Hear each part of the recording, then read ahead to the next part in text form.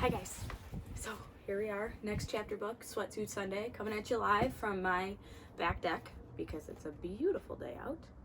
So by one vote, it was very close between Tale of Despero and our winner, Reptile Room, okay? I would have been okay with either choice, but I am pretty excited that we get to read the second one, even though there's snakes in it, and we know how I feel about snakes. So when we left the Baudelaires, they had just finished the play, and Count Olaf ran away, and they're being taken to their next relative. Chapter 1. The stretch of road that leads out of the city past Hazy Harbor into the town of Tedia is perhaps the most unpleasant in the world. It is called Lousy Lane. Lousy Lane runs through fields that are a sickly gray color, in which a handful of scraggly trees produce apples so sour that only one has to look at them to feel ill. Lousy Lane traverses the Grim River, a body of water that is 9/10 mud and contains extremely unnerving fish, and it encircles a horseradish factory, so the entire area smells bitter and strong. I'm sorry to tell you that this story begins with the Baudelaire orphans traveling along the most displeasing road, and that from this moment on, the story only gets worse. Of all the people in the world, you know, who have miserable lives, and as I'm sure you know, there are quite a few, the Baudelaire youngsters take the cake, a phrase which here means that more horrible things have happened to them than just anybody. Their misfortune began with an enormous fire that destroyed their home and killed both their living parents, which is enough sadness to last anyone a lifetime. But in the case of these three children, it was only the bad beginning. After the fire, the siblings were sent to live with a distant relative named Count Olaf, a terrible, greedy man. The Baudelaire parents had left behind an enormous fortune, which would go to the children when Violet came of age, and Count Olaf is so obsessed with getting his filthy hands on the money that he hatched a devious plan that gives me nightmares to this day. He was caught just in time, but he escaped and vowed to get a hold of the Baudelaire fortune sometime in the future. Violet, Klaus, and Sunny still had nightmares about Count Olaf's shiny eyes, and about his one scraggly eyebrow, and most of all about the tattoo of an eye he had on his ankle. It seemed like that eye was watching the Baudelaire orphans wherever they went.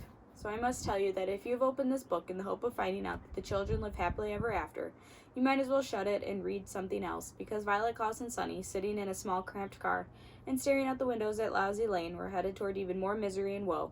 The Grim River and the horseradish factory were only the first sequence of tragic and unpleasant episodes that bring a frown to my face and a tear to my eye whenever I think about them. The driver of the car was Mr. Poe, a family friend who worked at the bank and always had a cough. He was in charge of overseeing the orphans' affairs, so it was he who decided the children would be placed in the care of a distant relative in the country after all the unpleasantness with Count Olaf. "I'm sorry if you're uncomfortable," Mr. Poe said, coughing into a white handkerchief, "but this new car of mine doesn't fit too many people. We can't even fit all of your suitcases. In a week or so, I'll drive back here and bring them to you." "Thank you," Violet said, who at 14 was the oldest of the Baudelaire orphans. Anyone who knew Violet well could see that her mind was not really what Mr. Poe was saying, because her long hair was tied up with a ribbon to keep it out of her eyes. Violet was an inventor, and when she was thinking up inventions, she would tie her hair up this way. It helped her think clearly about the various gears, wires, and ropes involved in most of her creations. After living so long in the city, Mr. Poe continued, "I think you will find the countryside to be pleasant change. Oh, here's the turn. We're almost there." "Good," Klaus said quietly. Klaus, like most people on car rides, was very bored, and he was sad not to have a book with him. Klaus loved to read, and at approximately 12 years of age, he had read more books than many people read in their whole lives. Sometimes he read well into the night, and in the morning could be found fast asleep, with a book in his hand and his glasses still on. "I think you're like Dr. Montgomery, too," Mr. Poe said. "He has traveled a great deal, so he has plenty of stories to tell.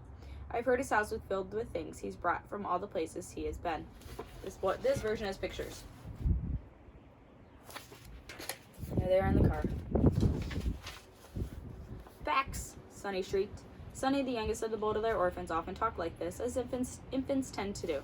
In fact, besides biting things with her 4 very sharp teeth, speaking in fragments was how Sunny spent most of her time. It was often difficult to tell what she meant to say. At this moment, she probably meant something along the lines of, "I'm nervous about meeting a new relative." All 3 children were. "How exactly is Dr. Montgomery related to us?" Klaus asked. "Dr. Montgomery is, let me see, your father's cousin's wife's brother. I think that's right. He's a scientist of some sort, and receives a great deal of money from the government. As a banker, Mr. Poe was always interested in money." "What should we call him?" Klaus asked. "You should call him Dr. Montgomery," Mr. Poe replied, "unless he tells you to call him Montgomery. Both his first and last names are Montgomery, so this doesn't really make much of a difference." "His name is Montgomery, Klaus said, smiling. "Yes, and I'm sure he's very sensitive about that, so don't ridicule him," Mr. Poe said, coughing again into his handkerchief. Ridicule means tease. Klaus sighed. I know what ridicule means, he said. He did not, of course, add he also knew not to make fun of someone's name. Occasionally, people thought that because orphans were unfortunate, that they were also dim-witted. Violet sighed too and took the ribbon out of her hair. She had been trying to think of an invention that would block the smell of horseradish from reaching one's nose, but she was too nervous about meeting Dr. Montgomery to focus on it. Do you know what sort of scientist he is? She asked. She was thinking Dr. Montgomery might have a laboratory that would be of use to her. I'm afraid not, Mr. Poe admitted. I've been very busy making arrangements for you three, and I don't have much time for chit-chat. Oh, there's a driveway. We've arrived. Mr. Poe pulled the car up a steep gravel driveway toward an enormous stone house. The house had a square front door made of dark wood with several columns marking the front porch. To each side of the door were lights in the shape of torches, which were brightly lit even though it was morning. Above the front door, the house had rows and rows of square windows, most of which were left open to let the breeze in. But the front of the house was truly unusual. A vast, well-kept lawn dotted with long, thin shrubs in remarkable shapes. As Mr. Poe's car came to a halt, the Baudelaires could see that the shrubs had been trimmed so they looked like snakes. Every hedge was different, some kind of serpent, some long, some short, some with their tongues out, some with their mouths open, showing green, fearsome teeth. They were quite eerie, said Violet. Klaus and Sunny were a bit hesitant about walking beside them on their way up to the house. Mr. Poe, who led the way, didn't seem to notice the hedges at all, possibly because he was busy coaching the children how to behave. Now, Klaus, don't ask too many questions right away. Violet, what happened to the ribbon in your hair? I thought you looked very distinguished in it. And somebody please make sure Sunny doesn't bite Dr. Montgomery. That wouldn't be a good first impression. Mr. Poe stepped up to the door and rang a doorbell. That was the loudest the children had ever heard. After a moment's pause, they could hear approaching footsteps, and Violet, Klaus, and Sunny all looked at one another. They had no way of knowing, of course, that soon, very soon, there would be more misfortune within their unlucky family, but they nevertheless felt uneasy. Would Dr. Montgomery be a kind person? They wondered. Would he at least be better than Count Olaf? Could he possibly be worse? The door creaked open slowly, and the Baudelaire orphans held their breath as they peered into the dark entryway.